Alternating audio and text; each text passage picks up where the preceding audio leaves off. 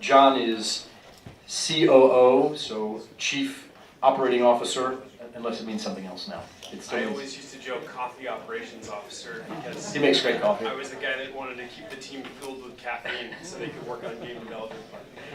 So John is the coffee maker and the co-founder of HumbleBundle. There's actually not much to introduce about HumbleBundle because you all, I'm sure, know it extremely well. It is part of your daily lives. The interesting thing about what John has created is that one of the reasons that they wanted to, humble obviously means modesto, no? In Italian, and to offer the opportunity, so to offer low entry barriers, which means giving a lot of people the opportunity and reasons to play games, and kind of going to something that Max said, the idea of creating experiences for people and allowing them to have emotion, and what Charlie was saying about the music and getting very involved and sort of immersing yourself in the emotion of the music. All of that is possible thanks also to companies like HumbleBundle. And the connection with the indie culture is that they have obviously had an enormous impact on indies. And I just realized, mi sono appena reso conto che sto parlando in inglese, di nuovo, scusate. But it's obvious that everybody speaks English here because everybody's laughing a lot. So obviously everything. So I'm gonna keep going.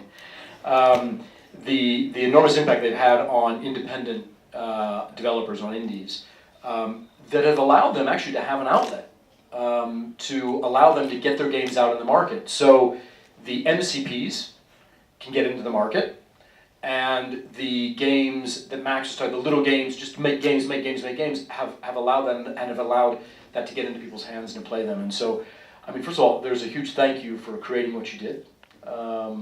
And why don't you take it away from here? All right, thank you.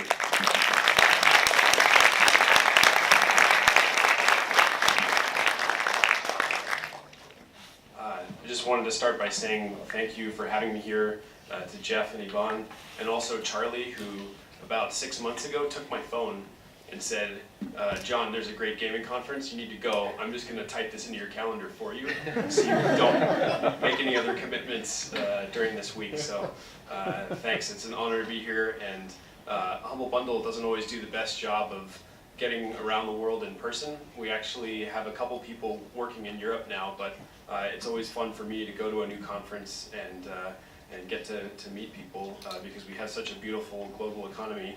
And you know, there's a lot of fun things that are happening in Italy that we want to keep tabs on with our platform. So I'll try not to go too slowly through this.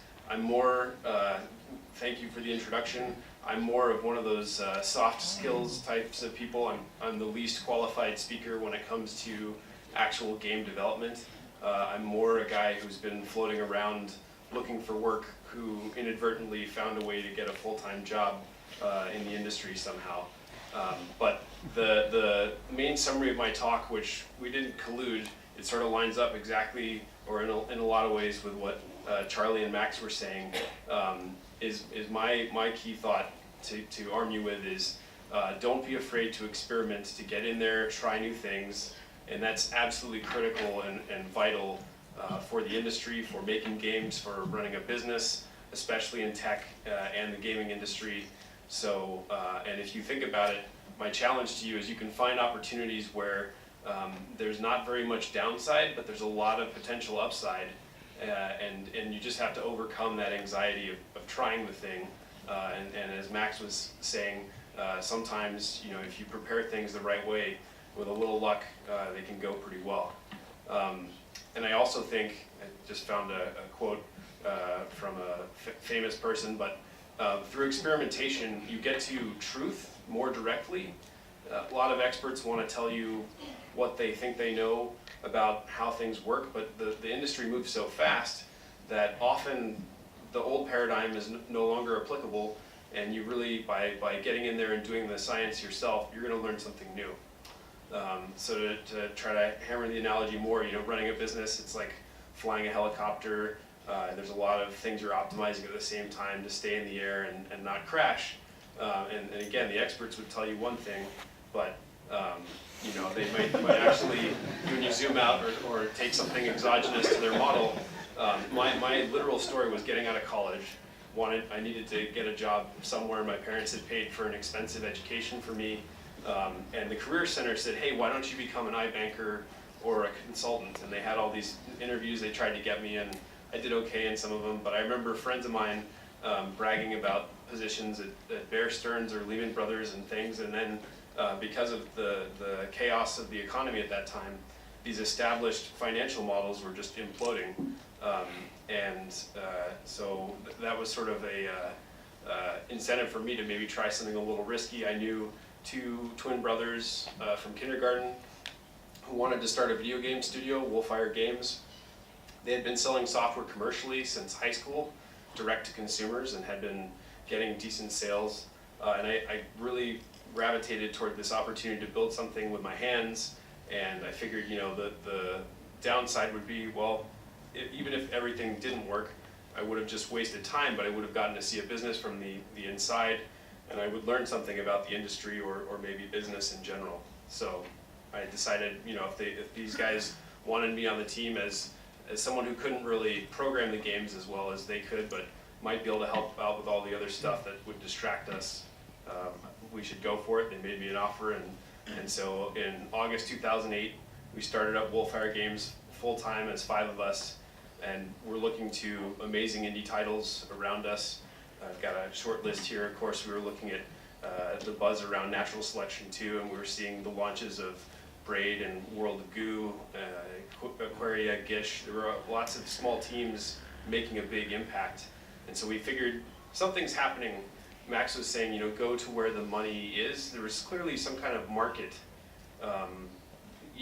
that indies were tapping into in kind of an unprecedented way. And we thought, well, why not us? What could we do to have some of that success? But that was the new challenge. Is okay, we think we know how to make a high quality game. David had made the first Ninja Rabbit fighting game, the Garu, by himself in high school in his own engine with his own physics. But how could we actually get to these customers that we knew were out there? But what could we do? And again, it wasn't within my realm of expertise to make the game. I knew it was going to be awesome, and these are just some screenshots of the Overgrowth Phoenix engine. At that time, there weren't very many available, affordable engines, so we were just building it ourselves. But the question was, okay, great, we're making something awesome. How do we get to market? And that became my job, was to try to just make connections with people in the industry. And my biggest, earliest claim to fame was cold emailing the existing platforms. We said, Steam's getting lots of sales. We were reaching out to Direct to Drive and other places. I had to cold email Steam 17 times before I got a response. But then I actually got Gabe Newell's autograph on a contract for Overgrowth in December of 2008. But the problem was there was no early access, and our game wasn't done, and development was taking a little longer than expected, as it does for everyone. There wasn't Kickstarter. And so the question was, what can we do while we're still working on the game? Do we just sit on our hands, or can we get some momentum going somehow? And so we decided, well, what if we sell pre-orders on our site? We have forums, we have a community, maybe they want to support us, we have fans of the previous game, and we think our website is a place where we can set up these meaningful relationships and maybe get some early feedback. And then also it becomes was a benchmark for us. We would sell 0 to 3 pre-orders a day when we offered them, not enough to feed ourselves ramen on a team of 5. So we weren't making much money, but it was something we could see and could measure the work we had to do. But we felt very small, and that's the whale man. kind of an inside joke, because the whole world is animal people, so the fans were thinking if there were whales in the ocean, they would be whale men. Anyway, so yeah, how do you connect with your customers? There's lots of people that want your game, they just don't know you exist. What can you do to maybe turn your development cycle itself into things you can talk about? And this goes back to, I think a lot of people have anxiety about sharing too much too early, or only wanting to show something when it's perfect. And I think that mindset is a little dangerous. That if you think about an indie rock band or something, what you're doing as a developer is actually super cool. The problems you're solving, the obstacles you're facing, a lot of people wish they could be developers and never take that step to trying to make a career out of it. But if you're doing it, you have something to say that's kind of cool. So we tried to just talk about everything at Wolfire Games that we were seeing, talking about the setting for our game. This is some beautiful art from Aubrey, just helping people get a flavor for the world that Overgrowth would be taking place in. We would show even just the making of concept art, and a philosophical question here is sort of, what's more interesting, just looking at the piece of art finished at the end, or perhaps is it more interesting to see the journey, where it comes from, the brush strokes as they're placed on the page. And we found that these videos themselves did really well, but it's sort of a nice metaphor for opening up your development process. And we would talk about game design and business posts. In particular, this one was a very successful post about why you should support Mac and Linux, because we had seen 50% of Lugaru sales, the first Ninja Rabbit fighting game, come from Mac and Linux in a world that was supposedly strictly Windows dominated. We would show tech posts. We're making a Ninja Rabbit game. This looks like a sphere, a snowman, a weird blob dude, but in terms of the kinematics of an animation system, it was actually pretty interesting to show it to people, and it did pretty well. Bugs, I know Charlie mentioned showing off bugs. We had some memory leak on the Mac operating system that actually was taking some of the chat programs and then rendering it onto the terrain. We thought the engine had gained consciousness or something for a second, and we were a little worried about an evil AI, but it was just a little memory leak issue, which we could fix.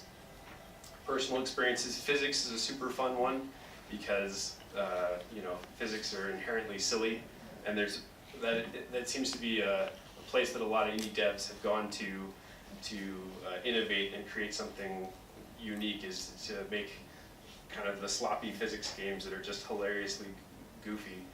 But for us, programming these brutally violent Ninja Rabbit fighters, the ragdoll physics looked really fun and were pretty interesting.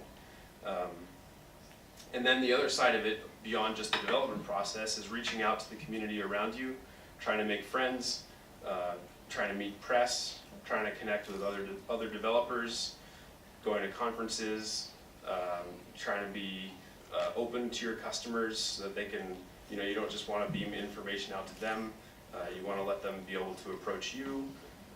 And there's often an overlap that inside your customer base, over time, especially as you grow, there's probably going to be some press and some other devs and the rest. And you don't want to cut yourself off from that. Again, in the very beginning, though, we didn't know anything and didn't know anyone. So E3 seemed like the biggest video game conference in town, and I was tasked with, hey John, just go to E3 and meet some people. So I figured, well, if I want to get observed, I do know how to play the bagpipes. What if I wear a Wolfire cape and storm E3 playing the bagpipes? Maybe some press will notice that and will report on us. And instead, it actually totally backfired, because security got called. We didn't have an exhibitor's pass, and the press actually were getting super mad because they were doing interviews outside the conference, and the sound of bagpipes was carrying over their interviews and things. So instead of getting to connect with people, it actually caused a small problem. But we overcame it and learned from that. And not every experiment is going to be successful. But again, we were just trying to do everything. Back to the online community, we had forums, we moderated them pretty, committedly. Yeah, and we had a live chat widget. You could actually visit me from around the world during the waking moments of my day. We were working 17-hour days, but if you went to wolfire.com and clicked on the contact tab, you could chat with me in real time and get feedback on the game, or some people like to try to troll me or whatever. But it was starting to give us that direct, oh my gosh, there's humans at Wolfire that are making a game that I can actually connect with, who want to tell me about what they're doing. And we started to see things snowballing, where in our public IRC channel, instead of just having to repeat ourselves about what feature was going in, or what phase of the development cycle we were in, that the fans who had been there a while would answer the questions of the newer fans who had just come in. And so the community was sort of self-moderating and getting bigger. And that was a really fun inflection point. And another way to connect, this is actually kind of a big one for us, is to include modding tools or scripting tools inside your development process if you can. It helps, people just want to express themselves, and if you're building an engine, or you have some level design tools where they can make their own content for the game, we saw that really take off, and there were sections of our community that were just really going deep into that. It's not always, you have to kind of weigh the cost of those extra features against the benefit, but since we were building our own engine, it was something we were going to build for ourselves, and we wanted to share it with the community as well. So this was an early mod, and what we actually, Overgrowth now includes the Therium 2 mod as a whole separate main campaign, and it's basically doubled the content of the game, but it was a very successful integration for us. So what we call the process open development, and it basically, in essence, a lot of, with the early access movement, a lot of games are taking this on, but you kind of let your community be your boss, your product manager. When they can express themselves, sometimes you'll identify a new feature that's really good that you can add that'll get them excited, or if you've added a feature, you'll get feedback on whether it's working or balancing the gameplay, and we got to tap into that, and noticed by layering all these community engagement things together that our steady state of pre-orders was slowly increasing. Instead of being 0 to 5 pre-orders a day, now we were looking at 10 to 15 pre-orders, and we still hadn't moved the needle into profitability or sustainability, but we were getting a little bit of validation that our community efforts were working. But we also noticed some things around us, that the world really seemed to like limited time discounts of video games, and every time Steam would just take other people's games even and mark the price down, the internet would go nuts. It would trend on the front page of Reddit, and everyone would just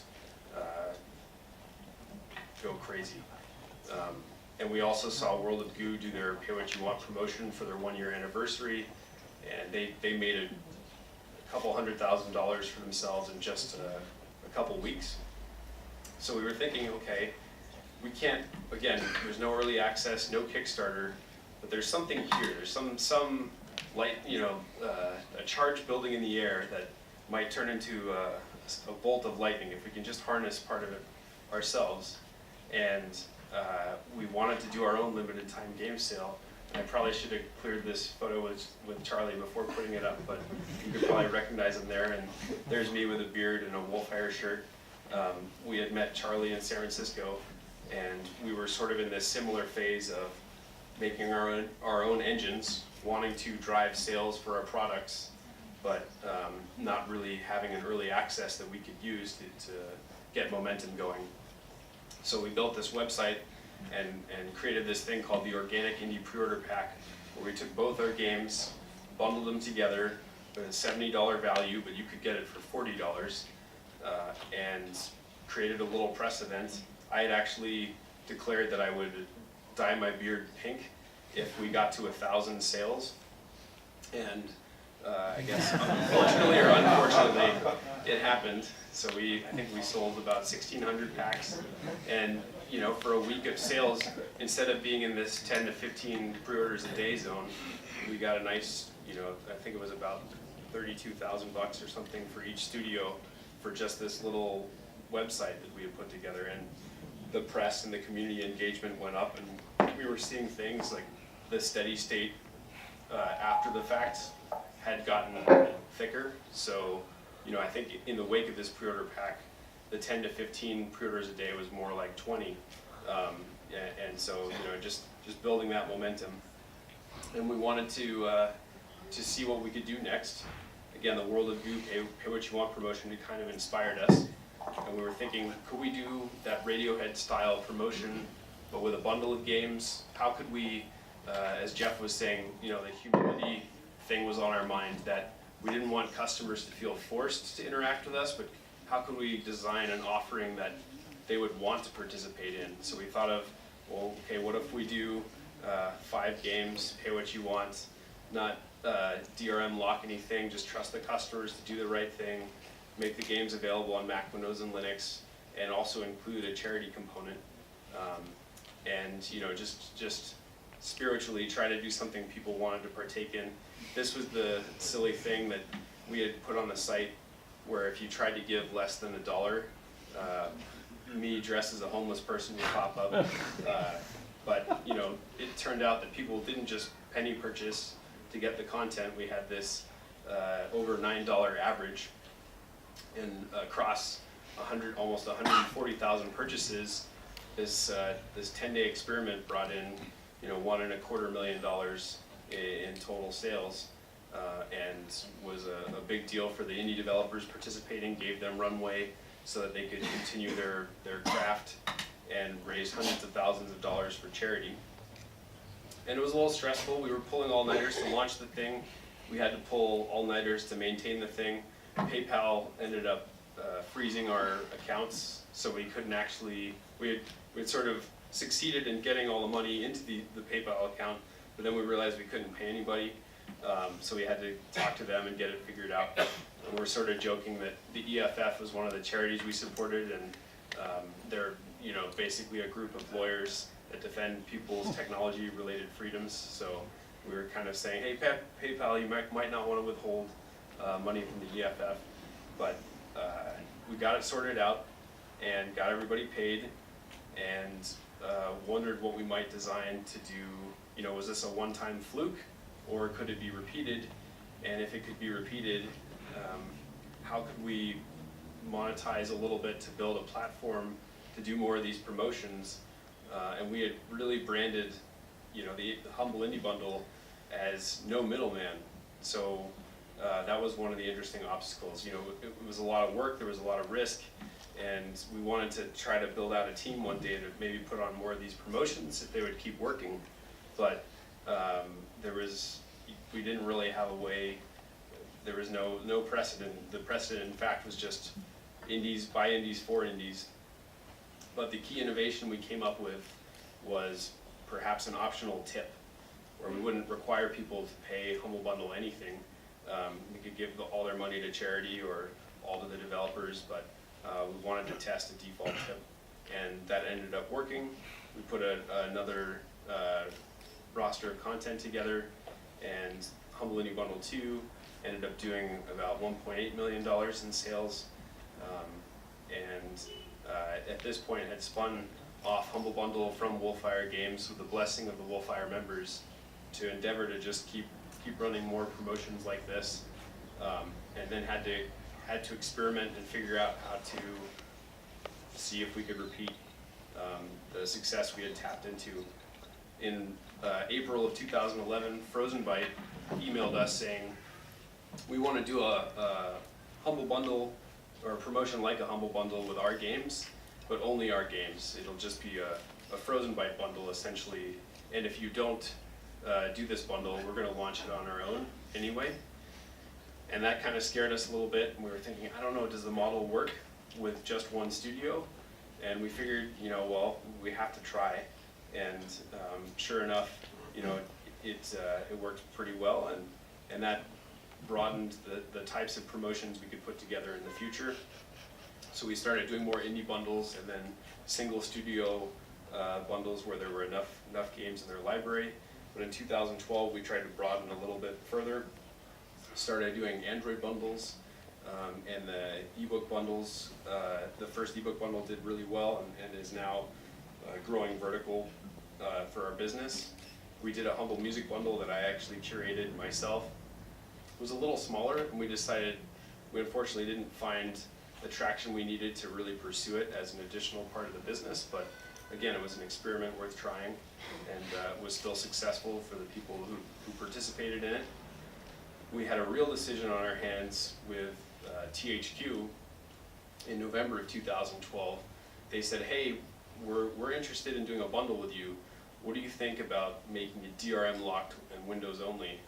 And we had this very strong tradition of every bundle being DRM free, Mac, Windows, Linux. We had to think about it for a while, and we were definitely scared, losing sleep, didn't know what to say, but we finally did the math, and at the time, Saints Row the Third was a really big deal, and THQ was willing to put it in. And we decided if the content was big enough, then we could kind of alter the model a little bit. We'd still raise lots of money for charity and have a successful promotion that would make lots of gamers happy.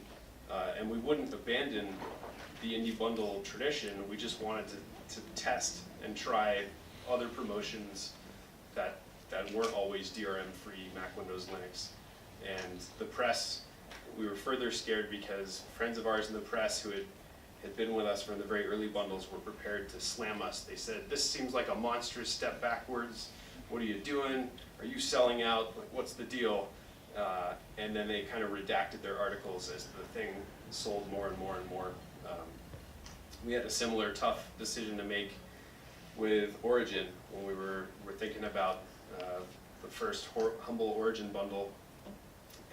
Could we offer, non-DRM free, non-Steam key content?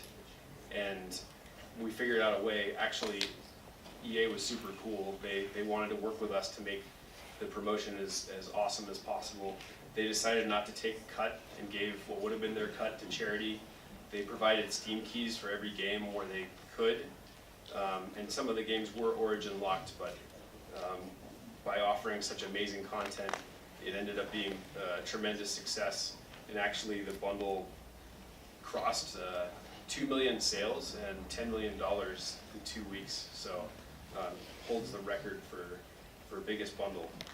But we never wanted to stop, wanted to keep refining. We started adding fixed tiers to our bundle curations, merch tiers, if you wanted to pay a high price for a t-shirt or something, coupons to try to cross-pollinate sales, so if you buy a bundle of one set of games, maybe you get a discount on extra content for a new release in the same series, or extra DLC. More levers we want to put to work to help developers use one promotion to help them in another. We added the partner program where noteworthy people on the internet, if they have the partner link, can talk about one of our promotions, send members of their community to our site, and then if a person purchases something on our site, they get rewarded for that purchase, but they also have a say in what charity is going to be defaulted on the site when the person's purchasing, so that the internet celebrity can actually help support a cause they care about through us. So we're trying to keep refining and adding features all the time. We are trying new bundle experiments all the time. The Yogscast Jingle Jams we tend to do in December have been very successful. The one last year I think raised $4.5 million for charity. And we've done Amnesia Fortnights with Double Fine where they game jam on our site, votes from the community about what games they should develop, and then also helping fund the development and raise money for charity. We've done some digital tickets with Twitch to virtualize E3 which is nice for people who can't attend the conference in person. They have a way to experience it through the internet on our site. And we've done some pretty epic charitable bundles like the Humble Freedom Bundle, which Charlie and his studio participated in. We wanted to take alongside, hundreds of other devs too. I think we had $700 of content and took a stand against the immigration ban at the beginning of last year and raised something like $7 million for charity for the International Rescue Committee, Doctors Without Borders, and the ACLU. So we're still learning about where we can help and when, and do have this ability to really do some serious philanthropic things and galvanize the gaming industry a bit when there's a need for it. And we're always thinking, what else can we do to be useful? We want to keep experimenting and keep trying to find ways to provide value. We've created the Humble Widgets, which were nothing more than what Jeff had built, Bullfire Games, to sell Overgrowth. Again, this direct-to-consumer experience where you can get an email from your customer and they're sort of in your community now. We can help manage and admin that relationship for you, but also share it with you so you're not cut off from your community. The Humble Store does a la carte sales similar to any other gaming portal, but there's a few perks you get for being in the HumbleBundle community. We launched that in 2013. There's also some content that you won't find on many platforms. Destiny 2 is on our Humble Store, but you can't find it everywhere on the internet. We launched the Humble Monthly, which is our $12 a month subscription, in October of 2015. And the business model there is you get 5 to 7 games, usually about $150 worth of content, but you only pay $12 a month. And that's been a major pillar of our business and has been regularly growing. In fact, Destiny 2 is participating in that right now as the early unlock. So if you sign up now, you get Destiny 2 for $12. And then in the beginning of last year, we announced Humble Publishing. We're really trying to help out more with getting games made in the first place, mainly focused on indie games, not monster AAA budgets, but smaller titles that we believe in, that we think are doing something cool and innovative. So we've got a portfolio of over 20 games and counting. Not all of them, I think, are on this list, just the ones that we're publicly announcing. And we try to take, because we come from being indie developers ourselves, we're trying to think about how to be useful across the entire life cycle of everything a developer wants from front to back. And so this is the general waterfall. If you have a cool idea, we do want to see it playable from you for Humble Publishing, but if you have an early prototype, you can talk to us about publishing.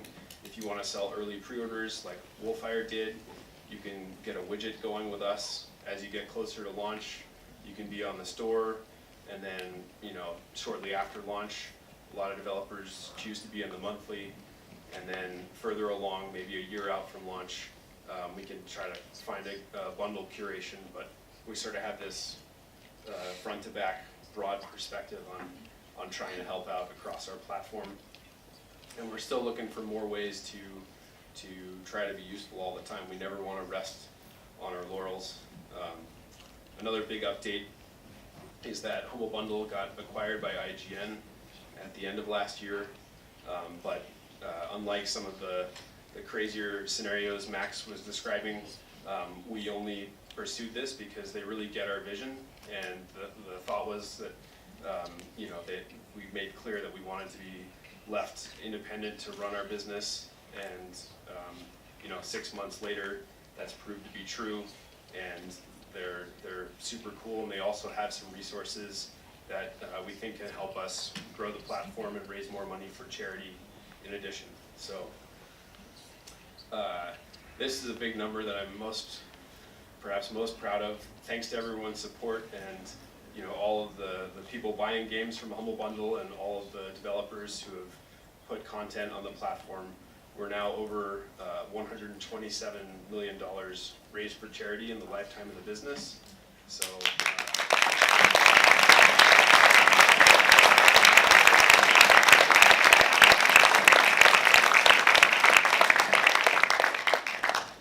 It's truly humbling for us too, and again, we feel blessed to be a catalyst for that using games for good, but it's truly a community effort, and without customers who are excited about our promotions and developers working with us and trusting us with their content, we would never have gotten to that number. So, and I've heard Jeff, our CEO, say he wants us to get to $1 billion at some point, and we're getting there. So we'll keep at it. But in conclusion, my experience in the gaming industry has basically been a stack of evolving experiments, and if I look backwards, there was no way I could have known where I was going throughout the entire journey. I think at any given inflection point, you would have heard a wildly different perspective or guess at what the future would hold.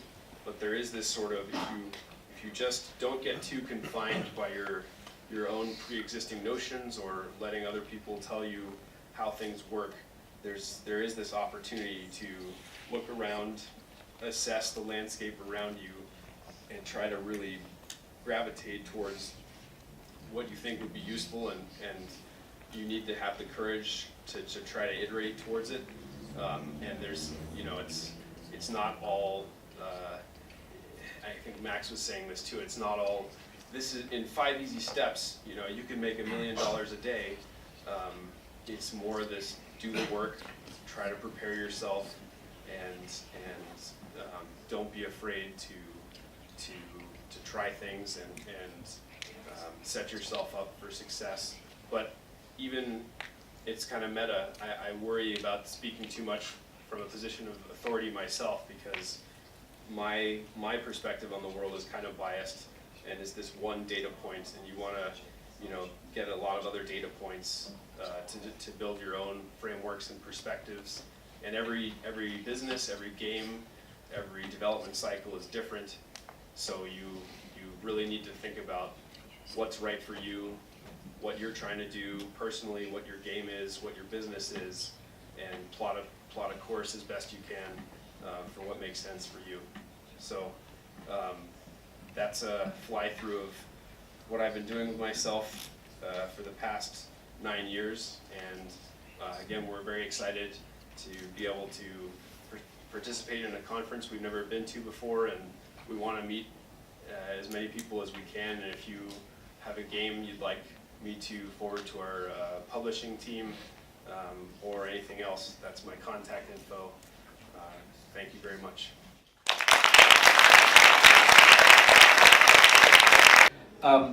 There are a couple things that you said that I just wanted to go back over really, really quickly, and then maybe we'll open up for questions. And you guys can then come up and I'll move over it. You said when you founded HumbleBundle, It's a tongue twister. okay, you noted, your words were, we noticed something in the market, right? So how do you understand the market? I mean, you said, we're one data point, okay? So, I come from one observatory, and we have one way of looking at the market, and this is my experience. But, when you're building a game, it's not just about the development side, and you're a witness to that. It's a lot about analytics. It's a lot about looking out into the market. It's a lot about putting information points together and making decisions. What's your recommendation to indies, and now that you're publishing, which gives you another privileged sort of stepping stone to look at the market from? What's your recommendation when somebody's building a game? How do they need to be looking at the market and understanding not only what to make, but who to make it for?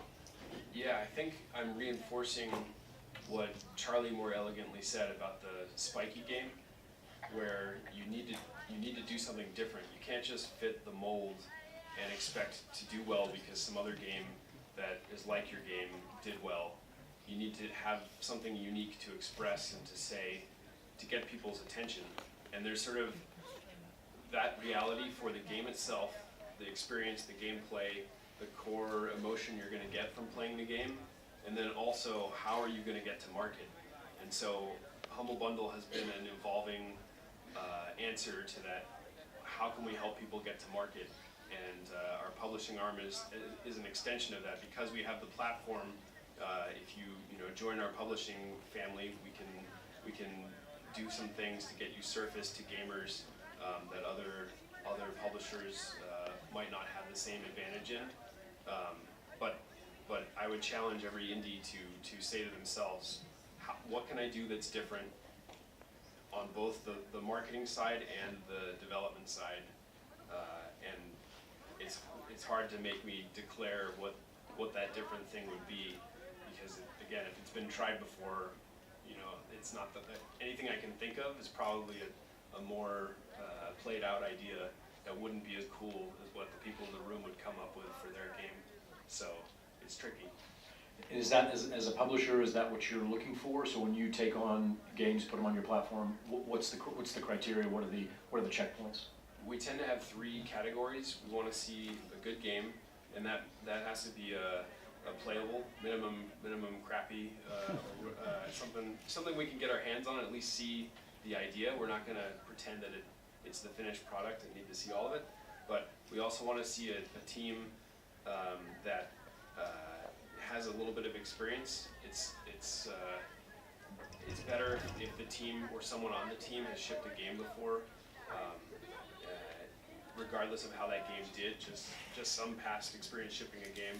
And then we want to try to set up the financials for success. We're not trying to own the IP.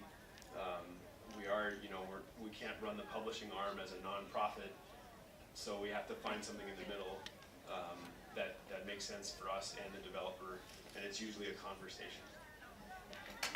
Okay, great. Thank you again. That's great.